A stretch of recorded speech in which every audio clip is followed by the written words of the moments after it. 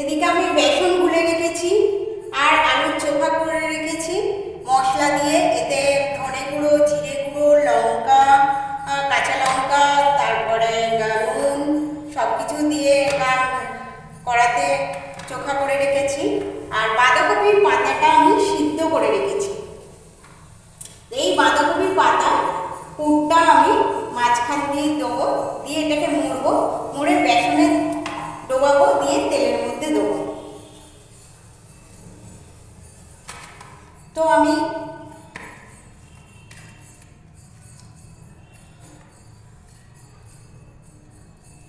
চোখাটা দিলাম পাতার মাঝখানে।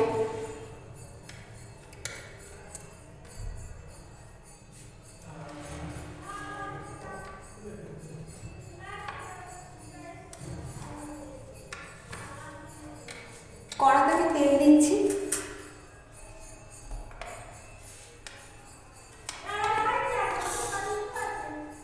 আমার তেলটা গরম হয়ে গেছে, তো আমি এটা বেসনে ডোবাচ্ছি।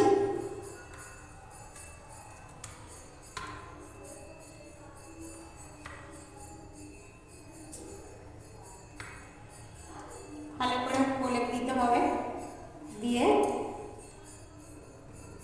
এটা ছেড়ে দিতে হবে।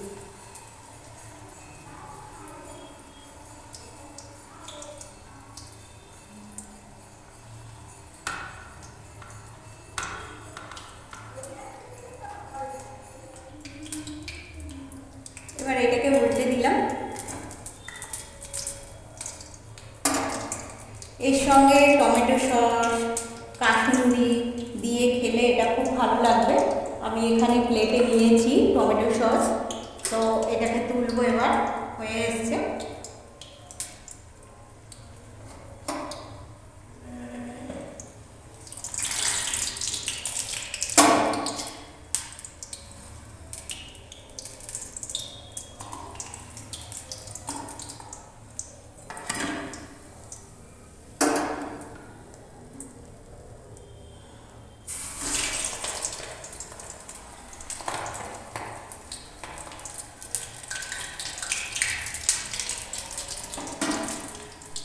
এটা চপটা তৈরি হয়ে গেছে, বাঁধাকপির চপটা তৈরি হয়ে গেছে। আমি এখানে সস ঢেলেছি।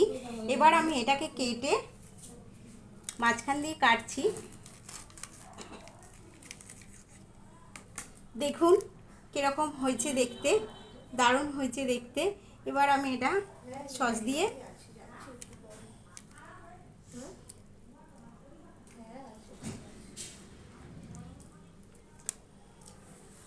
খুব ভালো হয়েছে।